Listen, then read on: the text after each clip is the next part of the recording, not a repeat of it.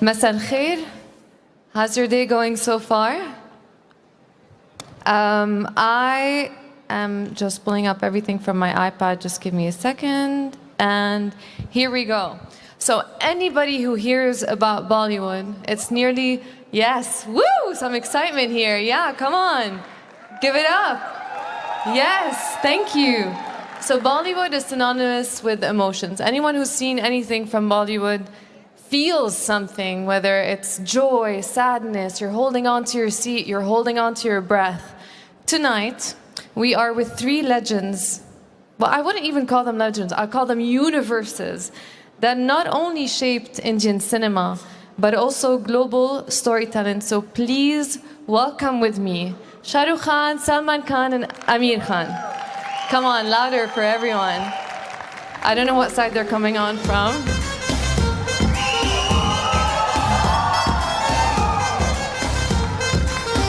There we go.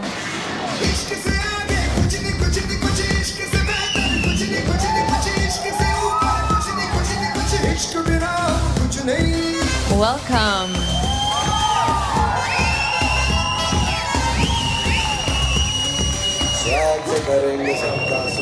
Thank you for joining us today.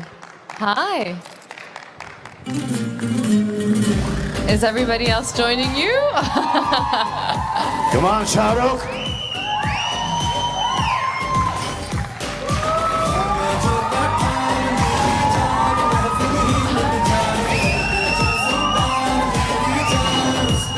Thank you for joining us. Thank you.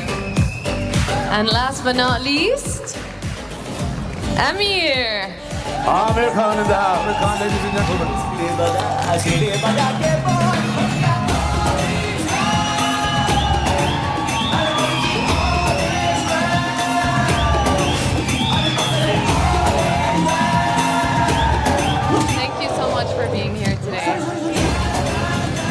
Have a seat. Wow, guys, did you see how the energy shifted in the room the second you're all here together? It's all because of you. I mean, no, I don't think so. Nobody was clapping when I was here. I'm kind of jealous. What? It's amazing to have you here today. Thank you so much for joining us. And my understanding is you haven't been together on a panel in the past 10 years? Yes, the last time we shared the stage was at Raja Sharma's place. That's right, yeah. Where you all forced me to dance. That's so nice. So I wanted to ask you, how does it feel to be together today? And I wanted to ask you another question, and I know each one of you is going to have a different answer, which is so interesting. Whenever we're talking to fellow actors, we're always, what's that it factor that makes someone, the second you look at them, know like, oh, these guys are going to make it. They're going to be stars. They're going to be universes. They're going to be bigger than life. So I'm so interested to know on a personal level, what is it that makes, what's the it factor? Shahrukh will answer this. You can all answer this. I will answer this. Do you want me to answer this? Anybody who ever says, and this would be my experience, this would be Salman's and Amir's, and most of the actors who've worked for many, many years, that there is nothing like an it factor. If somebody ever tells you that, that is absolutely redundant and not true. You don't know what the it factor is. The it factor has got to do with the audience, how they take on to your persona, how you look, how you talk, how you walk. None of that resonates. It's just something else about a person that an audience starts liking in large numbers. If you were to honestly ask Amir right now, he'll tell you, I don't know why I'm a star. If you ask me, I'll tell you, I don't know why I'm a star. Yeah. I know. Salman is the only one who will know. Nobody else will know. I know because... Yeah. So Allah, if he wants to make you a star. God has been kind, yes. So this is the thing, because I see a lot of actors and, you know, you've been here for a very long time and you've seen changes and everything has adapted and new mediums have happen. And how do you not lose that sparkle or joy of going every day to work? What is it that See, makes because, you? None of us call ourselves stars. We don't believe in that. It is some journalists, they add these things: Salman Khan, star; Shahrukh Khan, superstar; Amir Khan, duper star. We don't believe this at all. We still, at home, are just like everyone else. I still get yelled by my father, my mother, still get told by my sisters, my brothers.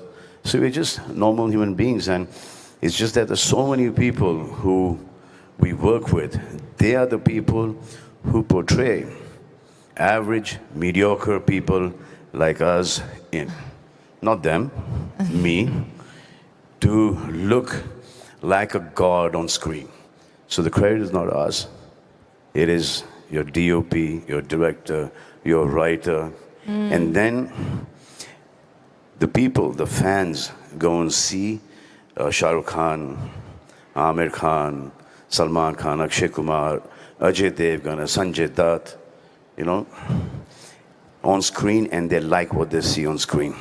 So to what do you attribute the success that you have? Is it like a group work, like you're saying right now?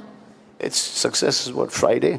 The success of even Failure Bollywood is cinemas, Friday. your story is going on such a global platform in general. See, our films release on a Friday. And the film is a big hit, does well, we're happy.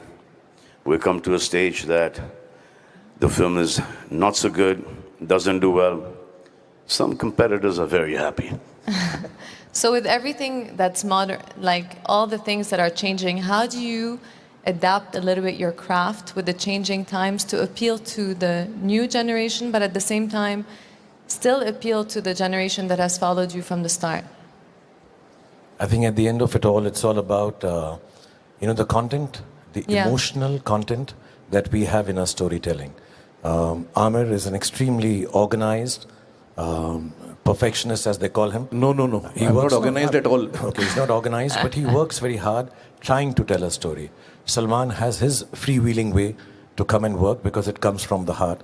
I try to amalgamate both of these. But at the end, I think the core value that the three of us and all the other stars, Salman mentioned, and lots of other stars who will come along the way, I think there's an emotional connect that our films have. Maybe it's our culture, maybe it's the fact that we all belong to, in India at least, and I think that's why more so in Saudi also, there's a familial connect. Somewhere, whatever the story, if I'm playing a bad guy, a good guy, a happy guy, a poor guy, a rich guy, whatever character we are playing, I think somewhere the culture part of it and the emotional connect transcends boundaries of languages, platforms, as you mentioned, whether it's on a telephone or an iPad or on OTT. I think it's the storytelling, emotional connect that binds every actor, not just the three of us. We've been very fortunate, like Salman mentioned. God has been too kind to us. We just get up in the morning and do our work as simply as he said, being lambasted by our families at home for doing right and wrong, but we just get up in the morning and go back to work. But I think it's the emotional connect that somehow, because of hundreds of people who work with us, have been able to portray us, and we've been able to tell these familial, emotionally, culturally common stories for the rest of the world, in spite of the language that we speak. So what do you think makes it appealing for such a global scale? Is it just the emotional part, or could it be the addition of music, the image, the photo? I mean, I remember when I was starting to acting and everybody was like, okay, you need to go to Bollywood, not Hollywood. And I remember I had a period where I started watching. You should have come. You'd have made it. Should have. Actually, I used to live. Oh, really? Thank you. I mean, it's not Jackie never can too do late. it, and Katrina can do it, and but it requires a lot of hard work. And first, it requires you to speak the language. If I want to do an Arabic film, I will have to learn the language. That's interesting. Wow. But I was thinking, and do you believe you have to take a lot of risks in this industry? Because I feel like all of you you're also wearing producer hats on, not just actors. So for me, I always wondered, Is there any limitations to just being actors? Or is there a reason why you wanted to produce? Amir, do you want to answer? Or Sorry, what is your question? becoming a producer, because Let me go back earlier to your earlier question of how, what is a star? Like Yes, Shahrukh yes. said, I think it's impossible to pinpoint. Perhaps, I think all three of us were very fortunate that we were born in India. Born in a country where we could be part of Hindi cinema. Had we been born somewhere else, we wouldn't have been here. So I think... No, if you're born in Hollywood, those guys wouldn't have been there. Well, so I'm saying it's a lot of... It's the opportunities, it's where you are at what time, fate, whether you call it fate or whatever, destiny, where you are at that time. Of course, everyone is hardworking. All of us work hard, and a lot of people who want to come into any field work very hard. But it's also a lot of, are you at the right place at the right time? Many things work in your favor, which are not in our control. Many things are not in our control. So it's a mix of all of that, I guess. Yeah. See, Amir comes from a film background, so do I. This man here didn't. He didn't. He came from Delhi. May I interject, Struggled. Salman? Sorry. I also come from a film family. Salman's family is my family. So I'm also like that. Oh, that's so Amir's family sweet. is my family. So now we know why Shahrukh is a star. Well, that's why I must have. that's so nice to see this relationship between you guys. How do you feel in general? That's only on stage. You should see us backstage what we See do. us backstage. Right after this. Well, how's your relationship with stardom in general and everything that happens? I know sometimes stardom can consume people and sometimes it can feed you. I mean, we're all humans here, right? Sometimes we want to have bad days, and now you feel like with you appealing to so many audiences and having this much presence on social media, how do you feel it impacts you on a mental level? Does it feed your soul, or can it get overwhelming sometimes? Well, it is challenging. I think it is challenging. Being in the public eye all the time is challenging. I think amongst the three of us, I'm probably the most reluctant star. Nahi, Shah? No, you always wanted to be a star more than both of us. Yeah, No. because he was the first-born star. I like to be in corners. I don't like the limelight on me. I'm not comfortable with that. Are you an introvert? I'm more of an introvert, yeah. In many ways. But all of us deal with it in our own way, I guess. No, I think, I don't want to take away the import of social media. But I do believe that when it comes to social media, and especially being in the limelight or in the glare of public all the time, which any public figure has, not only in films, otherwise also, today, you just have to have blinkers on. You have to believe cinema, story writing, storytelling, creative work is the beginning germ is belief. So if you have belief in this is what I'm doing, and inshallah, this will turn out to be well, hopefully, this will turn out to be well, what others say does not matter. So you have to have blinkers on. You just have to say there's going to be a lot of noise, too much noise all around you. Oh, he should dress up like this, he should sit like this, his film should have been like this. I think every morning, if we were to look at social media, people tell us what next film to do also. Who we should star with in the film, who the director you should end your whole career like that. Everything else is noise. You just tell your story, the story that you believe in. It's as simple as that. We've been doing it for 35 years. Maybe I put it too simply. For people who are starting off and who are now surrounded by this fantastic social media influx in every part of our lives, may have problems dealing with it. The youngsters will have problems. But if you were to take anything from our experience, like he said, he's an introvert.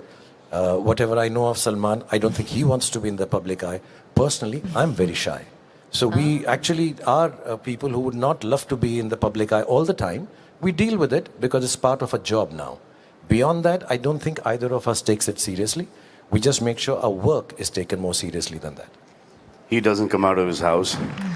He doesn't come out of his house. I don't come out of my house. Yeah. Only when we have to work, that is when we have to go to shoots. See, I believe, I remember that I must have been about 13, 14. I went to see this film called Enter the Dragon. And when I came out of the theater, I thought I was Bruce Lee. And I got beaten up. Okay. But that impact is that I realized one thing is that when you come out of the theater, somebody should want a son like you. A mother should want a son like you. A father should want a son like you. A sister should want a brother like you. A girl should want a husband or a boyfriend like you. And when you come out of the theater, you should go back home at least a 20-25% a better person. And that character is liked. So he's liked by older women that I want a son like this. I want a brother. Now we've come to a stage like, I want a father like him. Very soon we're going to be. We want grandfathers like him, granddad. But do you feel like you have to be, you cannot necessarily be your authentic self when you have such, when you're put on such a pedestal of people wanting to be like you, wanting to do that, that you don't get to express your weaknesses, because as human beings, we all do have weaknesses as well. See, success has made more failures than failure itself. You fail, get complacent, you stand up, you start working a lot harder. Success, if this goes to your head, then your old age is going to be really painful. So you should never let success go to your head. I mean, you cannot take the credit. You can take the credit for failure because you signed the film, you've done the project, but you cannot ever take the credit for success. It belongs to everyone. And the energy, that's very correct. And I always thought that acting, we're trading energies with people, and that people require your energy all the time. So my question would be, when you have such a huge fan base and audiences and people around you all the time, where do you resource yourself, and what's your relationship with the fans, and how do you maintain healthy boundaries with people so that you're able to have your bad day or able to focus on the scene you want to do without necessarily having to give your attention to everyone around? I think, Razan, what happens is, when you're asking these questions to the three of us, the answer would be similar. You just have to be true to yourself. And when you become a star, people expect a certain kind of behavior from you, certain kind of, out in the public, that we start to learn. As a matter of fact, stardom of the level that Salman has seen, Amir has seen, I've been fortunate enough to see, actually humbles you. It makes you grateful to all the forces around you. And one of the biggest forces are the audience who's loving you so much. So the humility always becomes, I'm sure for all of us and all the other actors as the years go by, that I'm in the service of the audience. I really need to make sure that they are entertained. Like Salman said, when they walk out, they should feel a better person because they've seen a film. When they walk out, they should aspire to be somebody, or they should identify with the character we are playing. So at the end, I like to call them fans. These are people who love us.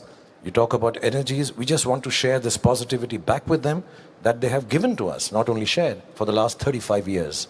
So I think it's a very gratifying feeling. It's a feeling of gratitude. It's a feeling of wanting to serve everybody who comes to watch our films in the best way possible. There's never been a finger lifted, an expression done, a dialogue done, without keeping in mind, are we making sure everybody who comes to watch this film is happy to see or goes back, like Salman said, a better person.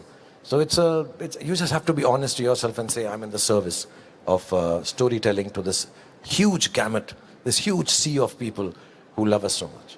Yeah, and how do you recharge yourself with all these things? Like, where do you find your source of inspiration on a daily basis to be able to give everybody else that feeling? I find it in my children. I find kids very refreshing, very resourceful.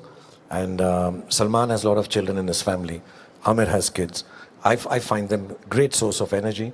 I just find their ideas now. You know, I've been fortunate to be first. Let me just say thank you, Joy Forum, for giving us this opportunity. Thank you, Adnan, for having us here. Thank you, Turki Al Sheikh, for creating this. I'll tell you the reason. Last night we were together.